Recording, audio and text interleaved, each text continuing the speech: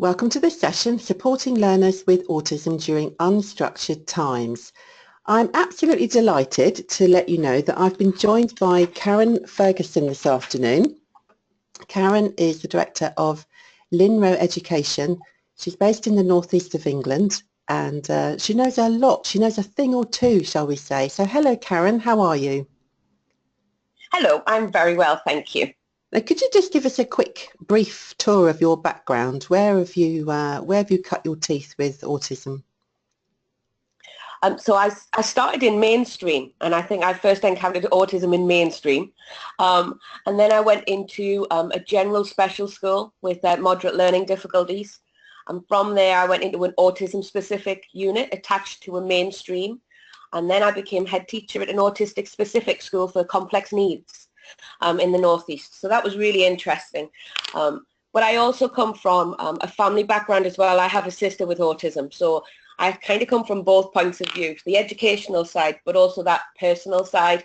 So kind of understanding where parents are coming from is quite clear as well. Okay, brilliant. So as you said, that's quite good. You can round up the bits because what we know, don't we, about autism is that at school, often people can just about cope and then they get home and things don't go very well. So there's two sides to that particular story. But I'm going to let you tell us more, Karen. So I'll move on the slides and you let me know when you want to move on and then we can talk through. Okay. I thought it was really important to put up just the general definition for autism. There's a couple of things in there that obviously if you work in autism you're going to be well aware of this, but for those who aren't, the key bit that gets forgotten is that it's a lifelong developmental disability. The number of times you hear people who don't understand it and they talk about it in children and how they'll grow out of it, and you think actually no they don't. They just develop some really good coping strategies, and hopefully it's developing those strategies because the more unstructured time becomes more and more further through education into adulthood, and I think that's really important. Those unstructured times in colleges can be really damaging to some of our students. Indeed, yeah, okay. So, so on here is just some key points that I think are quite important. The key bit for me is that they're all individual and unique. No two student is exactly the same. I've worked with numerous ones over the years and there isn't two that I could say actually that worked exactly the same with that one as with that one. And I think the key thing for an educator is to be flexible and not be rigid in how you approach these students, and be very flexible in your approach. So it's about those social interaction, communication, thought and imagination difficulties. So being aware that they may be fixed on particular topics of interest. It's amazing how you become very good at trains and things when you work with students with autism. I'm very good at those, naming them all. So it's quite important. The sensory difficulties is an area of real difficulty, I think, and especially in those unstructured times, those sensory needs become really apparent, and they're so wide-ranging, huge range in areas of that. And then the unstructured times, it's about removing the routines and structure. So our students really need that routine and structure to reduce that stress, reduce that anxiety, and they have this lovely calm environment. And then we put them into unstructured times where all of that's taken away and their anxiety just goes through the roof. Our students really struggle to predict what's going to happen next. They struggle with future planning, and all of that is a natural thing that you need to do in those unstructured times. So can you give me a little bit more detail about that? When you say the sensory part of unstructured times, give me an example of a situation for that. The sensory things, I think people, you talk about sensory needs and people automatically assume of the five senses. So they think, oh, it might be too noisy, it might be too bright, oh, touch and all of those things. But actually two of the other things that are really key with our students are the body awareness and the balance difficulties. So not being aware of where their bodies are, which is when we end up with those situations on a yard where he hit me or he pushed into me. Actually, it's not normally a case of that. It's normally a case of they just weren't aware that their arms were at that point over towards somebody else. So kind of being aware of that and helping them understand where their bodies are. And in balance, you know, we've all had the students who like to spin backwards and forwards, which is fine if they have the space to do it. But if they're in an unstructured time without that space, they end up hitting into other people, and it can cause real distress and discomfort. And stopping them from doing it when that's what they physically need, they need that fluid in the inner ear moving, can cause more distress for the students. So I think it's really important to There's a name for that, isn't it? What do they call it, that sensory system? Is it proprioceptive? Yeah, and that's the key one. And I think a lot of people kind of forget about those ones, but actually for me, that's one of the most important ones. And it explains an awful lot of some of the little behaviours you see in the classroom, but also in that unstructured time, the pacing around the yard, the backwards and forwards, the leaping up and down, all of those kind of things, I think, come under that sensory need. And I think you need to be aware of it, definitely. Okay, so you kind of go into that a little bit there, your break times and everything on this slide. Yeah. So for me, I wanted to look first of all at break times and play times and those unstructured times in school time that are really difficult. And these are some of the difficulties that I've actually seen and experienced working with our students. The thing is, a break time is brilliant for our neurotypical students. It gives them time to switch off. It gives them time to stretch their legs. It gives them time to communicate with friends.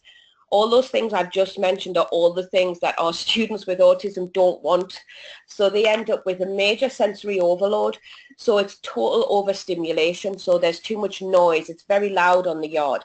There's bright lights when it's sunny, or it might be windy and it's cold and it's hitting their face. They might have to put a coat on, which they hate wearing coats because of their sensory needs. All of those things come under that break time, which is a real problem. Then you've got the social demands, which is a difficulty. No social demands. It's just communication. Our neurotypical students love that social interaction, and they learn quite early on to take turns in conversation. Our autistic students really struggle with kind of following those rules and understanding that they have to let someone else speak, and it can't always be on their terms and their topic of conversation. So it can be a real difficult area for them, those social demands. The set rules. Yeah, well, there's always some rules and some boundaries on a playground and in break times, but there's no set rules for kind of what you have to do. There's no now and next, and that can be a real difficulty.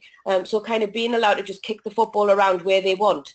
There's no kind of guidelines on that, so it becomes quite difficult, and they're looking for the rules, and that can also cause confrontation because they want to put rules in and the other students don't, and therefore you have more confrontation kind of building there.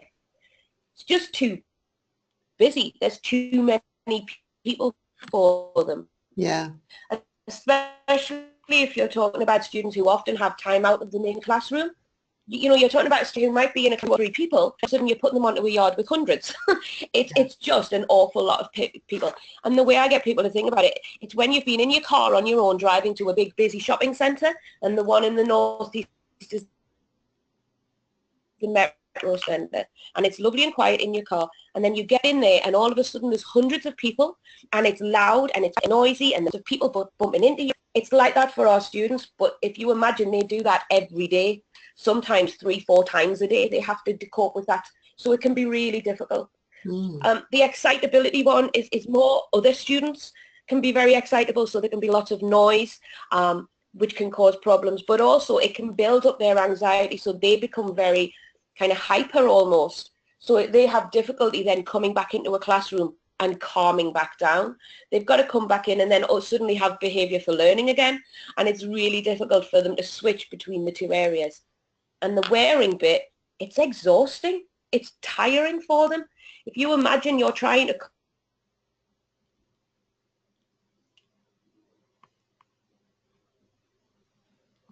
I think I've lost you there, Karen, actually. I'm going to move on to the next slide and see if we can pick you back up again. If you just keep talking, then maybe we'll get you back.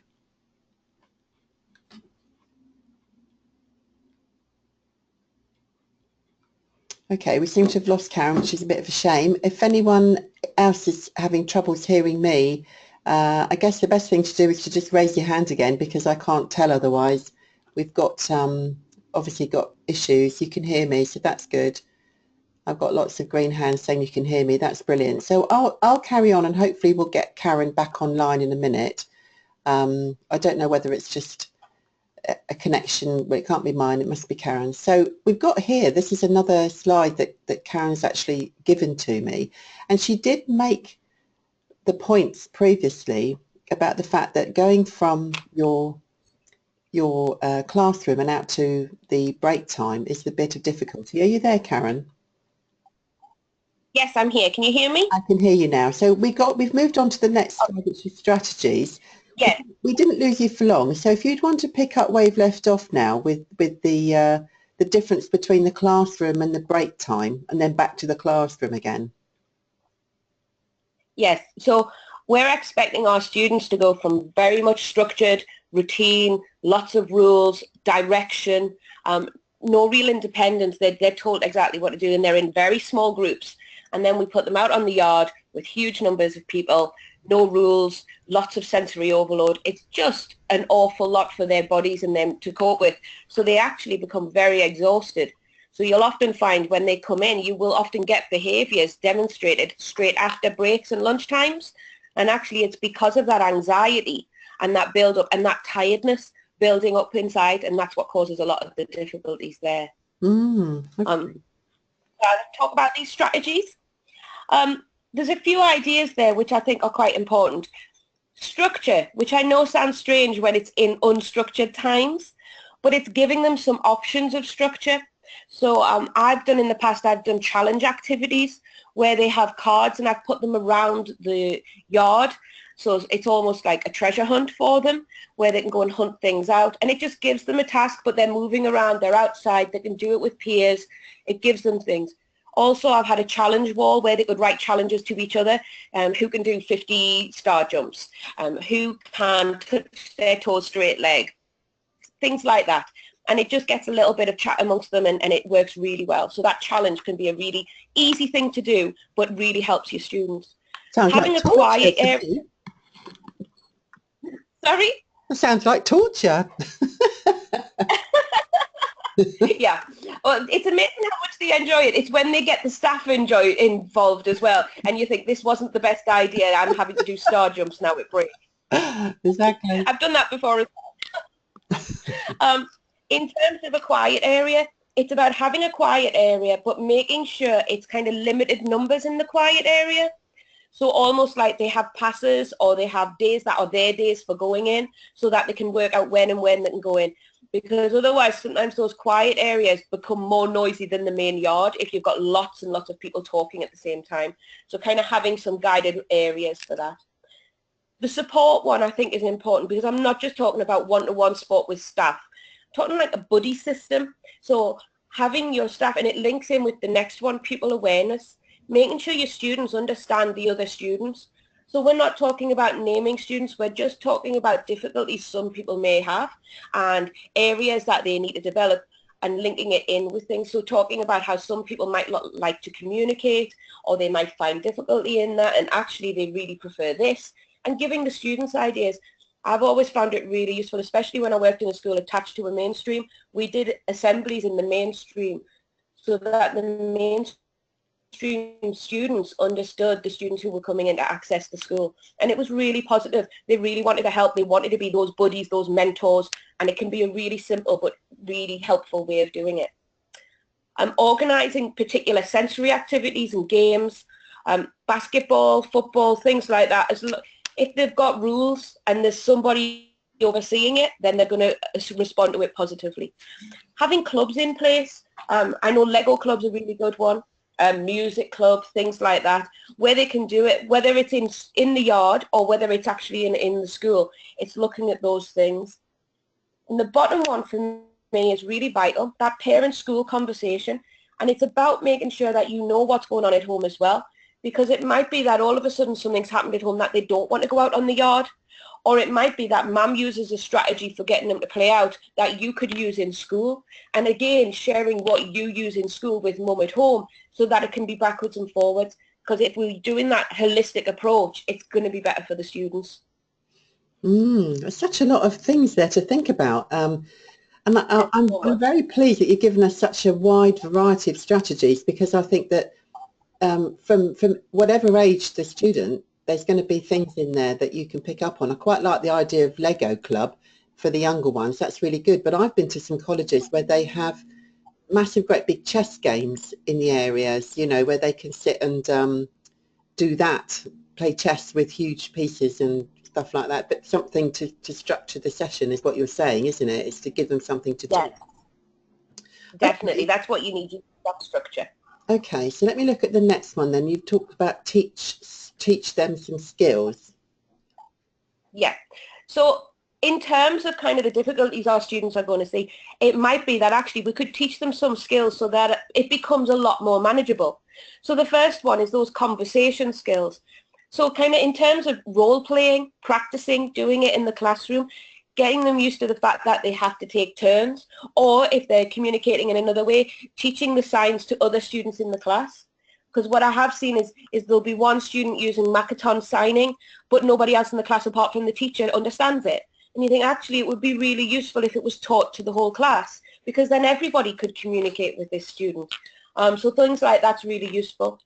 Non-verbal communication, I really do. When I deliver training, I go on about this all the time, because I think teachers are really bad at using facial expressions and their body language and their tone to try and instill a piece of information, and our students just don't understand it. So it's about teaching those students that this look might mean this, so that they can try and interpret what's going on the yard in those unstructured times. It can be really challenging for them. Emotions, for them to understand the emotions and to understand what's going on, I've started using emoji cards. So obviously everyone knows emojis now with mobile phones and things. And I've got all the emoji cards, and what I do is I put them out on the table face down, and you have to pick one up, and you have to then try and pull the face to your partner, and they've got to try and interpret what it is. So it's really useful because it gets them to try and interpret facial expressions, but it gets them thinking about what face they would pull if they were feeling that emotion. So that's quite a nice one as well. Social skills, the best one for that I've found is kind of games and getting them to take turns and listen to each other and all of those kind of things. Anger management work, I've done lots of work around reflection. So when things do go wrong, getting them to talk about it and discuss it, and then following that, teaching them relaxation. So I put a picture of the breathing square, which is a really nice one that you can put on the board. And again, it's kind of the breathing in for 4, holding for 4, breathing out for 4, holding for 4, and then you start again. But then there's also lots of muscle relaxation activities you can do. And I find the time to do them is actually straight after those breaks. And I know some people go, but they've just had break and they've been running around. Yes, but actually that's the time they need to relax and breathe and come back into that centered, calm space that they need to find. So that's the important bit for me. Fantastic. I love that breathing square. I'm glad you put that up, because I mean that could be handy for all kinds of situations, can't it? It's to calm the anxiety. So even if it's a student you work with that doesn't have autism particularly, that actual breathing square is a good technique to adopt, isn't it, for anyone that's feeling... Yeah, definitely works with most students. And again, you can do that with the whole class. Yeah. So it's about kind of doing it with everybody. It's not going to hurt anybody learning how to breathe and stay calm, because it's something you can use at different times in your life, isn't it? Yeah, absolutely. Okay, moving on then. Transition difficulties. What do you mean about that? What do you mean by transition? Yes. Okay. Transition for me, people automatically assume when we talk about transition, they think changing from one school to another or from school into college. And yes, that's a massive transition, and it's really difficult and it can be really challenging. But sometimes our students, it's even smaller than that. Changing from one year group to the next, changing from one teacher to another, changing from lesson to lesson, and in some really extreme cases, changing from one activity to the next activity. All of those are transitions. And if you think about our students having real high anxiety during any of those transitions, how stressful their day may be. And what I've put on this slide is just a list of things that they may demonstrate. And so sometimes when a student's demonstrating some of these behaviours, you might need to just think back, as well as the usual, have I done something, what's the environment like? Also thinking, actually, am I asking them to transition from one thing to another, and could this be causing their distress? So breakdown of relationships, what exactly do you mean by that though? Is that when you've just friendship groups?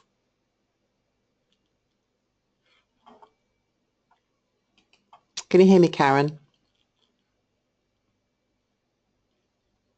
I seem to have lost Karen again. It's not that far up to Newcastle, is it? But it seems to be our cable's not stretching too well. So Karen, when you're back on, please let me know and then start chatting maybe, and we'll be able to pick up where we left off.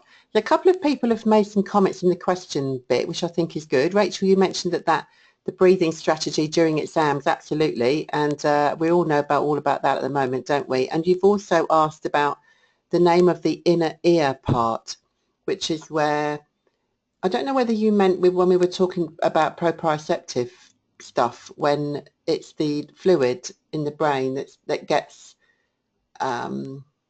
messed up when you jump about a lot. Oh, I can hear you, Karen. Oh, excellent. So I was talking about the breakdown of relationships. Yeah. And people assume it's about friendships, but it's not just the friendship breakdowns. It can be the breakdown of a relationship between the student and the member of staff. And that can be really quite damaging, because if it's a member of staff they work closely with or someone they work well with, and suddenly they're breaking down in that relationship, then they're not going to have that safety net at school, and it can really affect their whole day at school and their kind of ongoing weeks, really. So it's something to be quite aware of, to try and limit it if you possibly can. Okay, very good. And you've got some transition questions, and how soon do you ask these, and who's involved with the questioning process? Well, for me, I think these need to be done as soon as possible. As soon as you know there's going to be a transition, this is something that you want to ask. And what I always do is I ask them to myself first to see if I can answer them, and then I see who else is involved. And if it's a transition between teachers, then I'll make sure the other teacher's involved in it. So to kind of put them into context, the where is quite obvious. It's about where's the transition happening. So am I asking them to move places? Am I asking them to change classrooms? If I am, do they know how they get into that classroom? When we're talking the bigger scale transitions, they're moving from one school to another, helping them understand how to get to that new school, helping them to understand how they're going to get there. Is it still going to be transport? Are we going to do some independent traveling with them to get them so they understand the journey? And getting some photos for them, making sure they've got evidence of where they're going to be going. The who, obviously, anybody who may be involved. So if it's a change of teacher, making sure you maybe got pictures of both teachers so they know who's going to be coming up next. It always helps. The what, I always try and think about the activities I'm going to be doing. Are they very different? Are they going to be very similar? Do they need some preparation to build up to the next activity? And then the how. So how do they know they're going to transition? So if it's a change of one activity to another, is it just a teacher telling them? But do they need to know that? Or is it when the bell goes, this happens? So they get taught this happens when this happens. Or is it a case of after the holidays? And then it might be that they need some sort of kind of calendar on the wall so they can cross out the days so they know when the next change is going to happen, and they can be very much prepared in advance. And the then is quite an important one. It's about then what's going to happen. So it's it's that now and next attitude of this is going to happen, then this is going to happen. But as a teacher, being aware that actually that then and that now and then can be between lessons, or it can be between teachers, it can be between schools. And asking those questions of yourself and then of the other people involved, it just gives a really clear picture of what's going on with the student, and it should help in preparation. So the more preparation and time they have, the better it's going to be for them. Interesting. Okay, thank you. So the last one we've got here is your it's your transition strategy. So I'll reveal them and you can maybe talk us through. Okay. So the first one there is obviously visual, which I've put some little pictures up to show you. So visual timetable, first, then, next, now and next. Making sure it's planned ahead so everybody knows. If it's transitioning within school, having that buddy system. So the buddy system we were going to use in the unstructured times, also this transition becomes an unstructured times. Maybe the corridors are very crammed, maybe it's very busy. Could they leave 2 minutes early? Or could they transition at a slightly different time, just so that they don't have to cope with all of that sensory overload in the corridors? Could they look at that? Consistency, making sure that it's the same in each classroom, if at all possible. If it's the big transitions that we're talking about from schools to colleges or school to another school, lots of visits. And on those visits, I always encourage them to use an iPad or a camera and take pictures or take video to show the route they're going to take. And then they can watch that at home. So when they're at home and maybe getting anxious about it, they can sit with a parent and go, oh no, look, remember, this is where you're going, this is where your new classroom, that's your new teacher, and they can share that and have it reminded to them. Because often, especially when we're talking about students transitioning from school to college and from primary school to secondary school, six weeks to 2 months between them. And actually that can be an awful long time. And that anxiety can build and build. If you think about your neurotypical students who get quite anxious about going to a new school, and then if you add all the anxiety and the unknown rules, it can be really distressing for our students. So that plan carefully is really good. And it's about being successful. So I always say you've got to be successful as well as being stretched. So you want to challenge them, but you want to make sure they succeed, especially in those first little sessions. You want them to succeed and be able to tick those boxes and say, yes, I did that. Yes, I can do that. Social stories are a really good way of doing this. I've used social stories quite a few times just to talk them through it. And again, it's using all those pictures and actually writing the social story with the student. So they go and take the pictures and they write the story with you. So they've got ownership of it and it becomes very much their own thing is really important. Having checklists so they know what they're taking and when they're taking it. And the passports, I think, are really a good system, especially when they're going to new teachers or new staff or new school. Just about, I like to communicate this way. I like this, but I don't like this. I respond positively to this, but not to this. And it's almost like a little crib sheet for that student. So I think they're really useful tools to have. Thank you so much. That's pure gold, Karen, that you've given us there. Excuse me. I tell you what we used to do at college. We used to have a really good transition, I felt. If the students at that time used to get referred to me, and we used to have them coming in across the summer, and quite often it was a pupil or a student that come from a special setting. So there may be 8 or 10 in their class, and then we were going to expect them to be in a class with 20 and in a much bigger place, because school to college is a huge transition, as is primary to secondary. And we used to just do the walk and talk around the campus. They'd come in several times. We always gave checklists.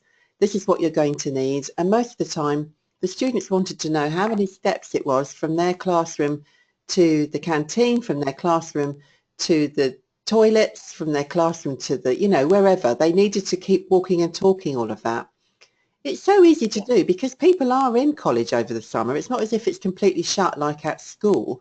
So if you've got students transitioning to your college, those of you online here today, then try and make a plan with them where that you can make that available, because there's going to be high anxiety when they arrive. It's high anxiety, as you said, Karen, for all pupils moving to college to become a college student, with or without autism. So, you know, it's the sensible thing to do, isn't it? Well, thank you so much, Karen. I just want to say now to you here, if you've got any more questions, there are a couple of ones that are here at the moment. I think, Rachel, we still haven't covered yours, but if anyone else has got any they want to ask right now, now's the time to do it. Type it into the questions box. So, Karen, one of the questions that's come here from Rachel is, what was the name of the inner ear part? Proprioception. Okay. Now, I pronounce that differently to you, so I don't know whether or not that's a dialect divide, but I thought it was proprioceptive. I think it's possibly kind of, I think it's possibly just the accent as well. I don't think it helps. Okay, but that's the same kind of thing. So it's all part of the liquid or the fluids in the brain, isn't it, that causes you to feel unhappy. If you're like roller coaster, people don't like that. Well, that's what I always describe it as, that, you know, when you go on a roller coaster, we go on them so that we get that high rush and it makes us feel quite nauseous, but it gives us that kind of buzz. Actually, our students wanted doing that all the time to stay calm. If Rachel wants to drop me an email, I've got some really interesting kind of handouts on it. Okay, well, we're going to give your email to people at the end, so I'll make a note of that, Rachel, and then you can pick Karen's brain about it. Look, we've run out of time as usual, which is a bit of a shame. So if you have got questions you want to ask me, then do email them across, okay? But in the meantime, I just want to tell you a bit more 23rd of June, the lovely Laura is coming back to do another quick session on understanding PDA. It's been a couple of years since we've done that, and I remember putting the webinar up on YouTube, and it's got thousands and thousands of hits on it. But not that she's going to tell you anything different particularly, but many, people here may have not been there before. So we're doing a webinar with Laura, 23rd of June at 12 o'clock. There's lots more coming up. Sarah Townsend is going to come in and talk to us about blind and partially sighted students. Now, you may think that there is only one thing about, poor vision, but there's so many different parts to it. Just like when Sarah talked to us about deaf and deaf with a small d and a capital D, there's so many elements to it that we just don't realise. Ian Smith is going to come in and talk about resilience. We all need a bit of that. I'm going to do an anger management techniques session later, and Karen will come back and do a 360-degree behaviour session. So there's lots to look forward to there. Remember, we'll get in touch with you when all these are actually going to be happening. So the